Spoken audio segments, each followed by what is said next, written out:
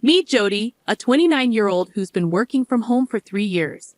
Before this setup, she held a consulting position at a major corporation, overseeing online operations. The decision to transition to remote work came unexpectedly when she found out she was pregnant.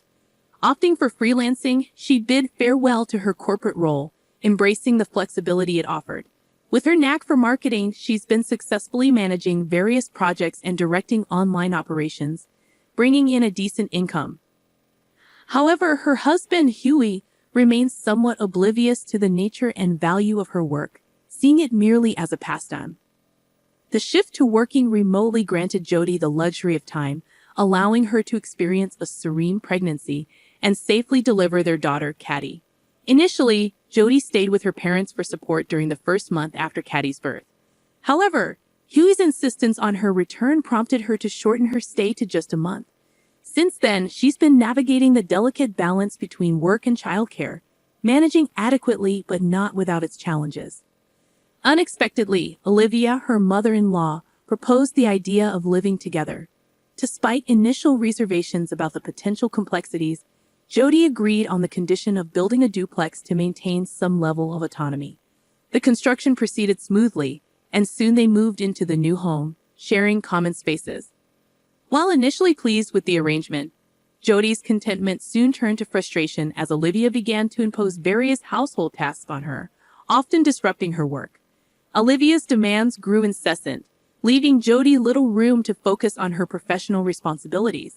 Even when Jody voiced her concerns to Q, she found little support, with him dismissing her grievances and insisting she comply with his mother's requests.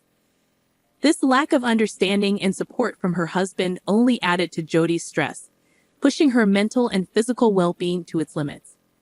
"I'm working hard and you're just playing. That's pathetic." With every complaint I voiced, Huey's attacks escalated, dismissing my efforts as nothing more than play.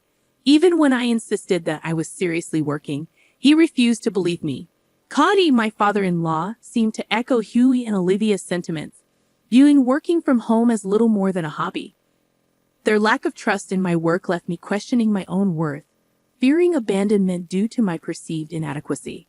Then one day, when Hugh was off work and everyone was home, I had Caddy lying next to me as I worked. Huey barged into the room with a loud noise, demanding I come to my parents-in-law's room immediately. Ignoring Caddy's cries and leaving her behind, he must have known she was there. Was the loud noise really necessary? Doubting the sensibility of Hugh and my parents-in-law, who interrupted my work, I picked up the crying Caddy and went downstairs. Entering the living room, I found the parents-in-law and Huey chatting happily. Perhaps I had reached my limit of irritation. Anger started to bubble up inside me. "What is it?" I asked quietly, sitting down with Caddy in my arms. The parents-in-law and Huey continued whispering to each other, their secretive behavior unsettling. Patiently, I waited for them to start the conversation. Then Olivia coughed exaggeratedly and glared at me with surprising words. "You leave this house," she said abruptly. I was confused by Olivia's statement. Did she mean for me to temporarily return to my parents' house? "What do you mean?" I asked, trying to remain calm. Olivia snorted and crossed her arms arrogantly. Even as I looked to Hugh for an explanation, he only smiled continuously. Was he mad, or was it me who was losing it? Why, I wondered. I needed to understand the reason calmly, so I first turned to Olivia and asked her why she said that. Olivia's eyes lit up as if she was glad I asked, and with a smile similar to Hughie's, she began to rant about how inadequate I was. "Every day you neglect housework, let Caddy cry incessantly, and just play with your computer and mobile phone. I don't know if you're relying on Huey's salary, but you never listen to advice, just like a parasite," Olivia continued, laughing heartily as if she found it amusing. "I apologize for the housework, but I'm doing the basics. I also take good care of Caddy. She's quite a quiet child." I countered Olivia's accusations as much as possible. "I can't just let go of my computer and mobile phone. I'm working. Isn't that understandable?" Then Huey glared at me. "Are you cheating or what?" he accused, and I stared back at him bewildered by his baseless accusation. "Yes, Jody is cheating," Olivia joined Huey, pointing at me with a look of disgust. I was appalled at their audacity. I'm not cheating. I can show you my mobile phone right now, I said, taking out my phone to prove my innocence. But Huey just scoffed at it. Anyone can deceive with that. Can't trust you, he said dismissively. Realizing arguing was pointless, I put away my phone for now. We don't need someone like you. Parasites should move out immediately. Olivia continued to berate me. Move out quickly, she continued. I started to feel like maybe leaving with my daughter was the only option. However, there was one reason I couldn't decide to leave just yet: the duplex house. I was the one who paid for it, went to the construction company repeatedly, and was particular about the interior and exterior. Therefore, I couldn't just easily say, yes, sure, and leave this place. Moreover, the mortgage is still in my name, and I doubt Huey's salary alone could cover our living expenses. If I leave, my income goes too. Are you sure he can manage? I gave them one last chance to reconsider, but Huey scoffed. What income of yours? Don't make me laugh. We've been living off my salary alone until now. His ignorance made me feel almost sorry for him. I sighed deeply and turned to Olivia. Hugh is quite a handful, even more than a 6-month-old daughter. Will you be taking care of him? Huey is high maintenance. He needs his towel, underwear, and pajamas ready after his bath, his shoes polished daily, his shirts ironed, suits deodorized, and wrinkle-free. If his morning coffee strength is slightly off, he loses his temper like a madman. I doubted Olivia could handle such a needy Huey. I asked, offering Olivia a chance. I can do a better job than you. Who's just been playing around, she scoffed. Besides, if you leave, Huey already has someone else in mind. Olivia, looking pleased, said something that she shouldn't have to hear. What do you mean? I didn't miss a beat and turned my gaze to Hugh and Olivia. Olivia showed a look of regret and hastily averted her eyes. Hugh glared at Olivia. Why did you say that? He whispered in a low voice. Explain what's going on. From their reactions, I gathered that Huey might have another woman. I glared intensely at Huey, prompting him to speak uncomfortably. Apparently, according to Huey, for several months, he's been seeing a woman named Carol, a young lady in her early 20s who fell for Huey at first sight during a business encounter. After her advances, they started dating. Carol is beautiful, graceful, and has a wonderful personality, Hugh says with a laugh.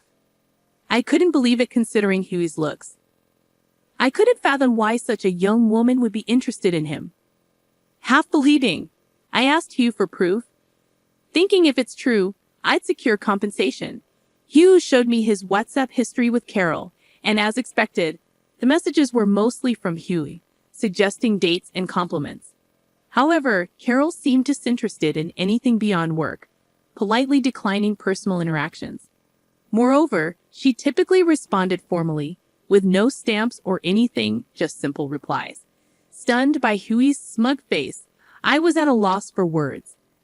I took screenshots of the conversation, transferred them to my phone without permission, and saved them. You never know when they might serve as evidence. Then I'll leave. With all that had transpired, my affection for Huey had cooled off entirely, and I didn't care what happened to them anymore.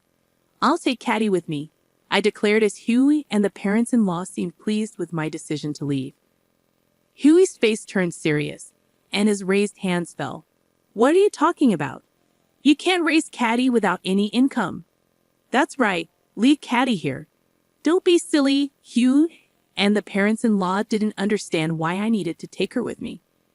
As far as I'm concerned, I don't understand why I should leave my daughter in such a place.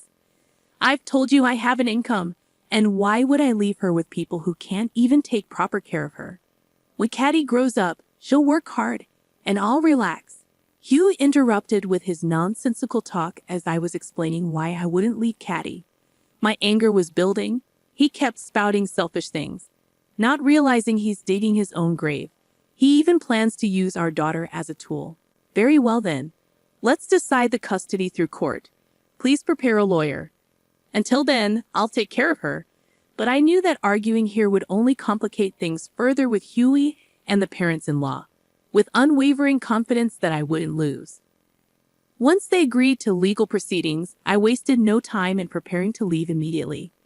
Over the next few days, I never left my daughter's side, making all the necessary arrangements. I visited the construction company that had helped build the house and explained everything. I asked if they knew any good real estate agents to sell the house. Nick, the president of the construction company, became my ally, assuring me they'd handle everything. They quickly arranged for the sale, and to my surprise, due to the house's recent construction, pristine condition, and excellent location, it sold for far more than I expected. Simultaneously, they found an apartment for my daughter and me, a great place at the lowest price due to my budget considerations. I expressed my gratitude and began preparing to move immediately. "Oh, have you already found a place?" While packing my dishes in the living room, Olivia asked with a laugh. "Yes," I responded briefly, feeling no need to elaborate. "It'll be lonely without you," she said with a big laugh as she walked away. As unpleasant as she was, I looked around. The sofa and dining table I had bought were too large for the apartment, so I decided to sell them. Next was the refrigerator, which I also bought. It was slightly large, but I decided to take it with me and marked it with a sticker. I put stickers on all the furniture and appliances I had bought and wanted to take, and took photos of the items I didn't need with my mobile phone. On moving day, I purposely chose a day when the parents-in-law and Huey were away. Huey was at work, and the parents-in-law were called away to a community gathering. With the divorce papers Huey had given me in hand, I worked with the movers to transport my belongings. I had the construction company arrange for a waste removal service to pick up the unwanted furniture and other items. I steadily progressed with the move, and everything was finished within 2 hours. A few hours later, I left the house with Caddy. As I arranged things in the apartment, the phone rang. It was Olivia. It was already 5 in the evening. I had left before noon, so she must have just realized. I answered the call. "Jody, what's this about the house being empty?" Over the phone, Olivia seemed quite flustered, yelling loudly. "Ah, those things were mine. I disposed of the ones I didn't need." "What are you talking about?" I replied calmly. "Well, I bought them. I have receipts and other proofs of purchase, so there's no point in complaining," I said with a laugh, leaving Olivia seemingly at a loss for words, raised in nonsensical uproar. "Oh, and I sold the house, so please vacate within a month," I added cheerfully. Olivia sounded even more astonished. "Why would you do that? Since I built the house, it's in my name and I've been paying the mortgage, so I decided to do as I pleased. So that's that," I stated firmly, and Olivia was still trying to say something, but I hung up the phone. After that, I received numerous calls from the parents-in-law and Huey, but I ignored them all. I needed to arrange the apartment quickly for Caddy's sake and had no time for distractions. I also consulted with a lawyer, and we agreed all future communications would go through them. Months later, after repeated negotiations, I easily won custody of Caddy. The reasons were simple. I had ample financial resources. I had been the one caring for Caddy all along, and working from home allowed me to spend more time with her. Huey, who had assumed he would naturally win custody, was shocked and bitterly spat. "I don't need such a girl anyway," before storming off. Relieved that I could finally live peacefully with my daughter, I felt a sense of calm settle over me. After I left, the parents-in-law and Huey hadn't left yet. What should I do? I received a call from the president of the construction company. I simply replied, "Please evict them," and the president, knowing the situation and seemingly amused, laughed heartily and said, "Leave it to me," before hanging up. I don't know exactly how the formidable-looking president persuaded Huey and the parents-in-law to leave, but I can imagine.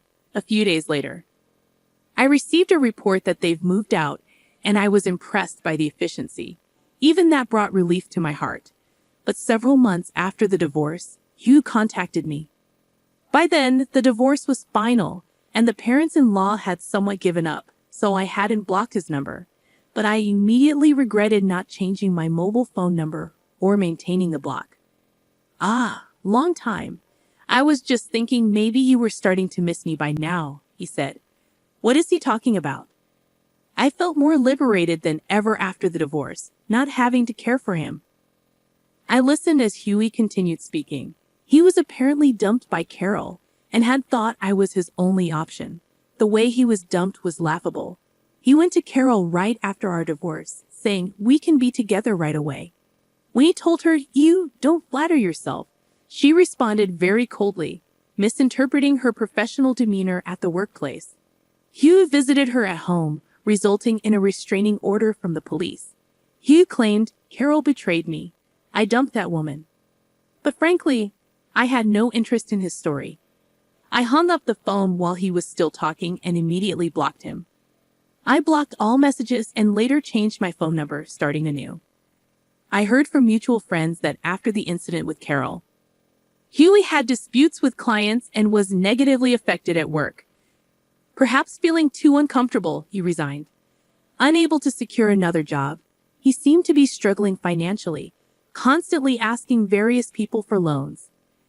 The parents-in-law are probably taking care of him, but I imagine his modest income is hardly sufficient for a stable life. As for me, I'm living a fulfilling life with Caddy, dedicating my presence solely to her, which brings me the utmost happiness.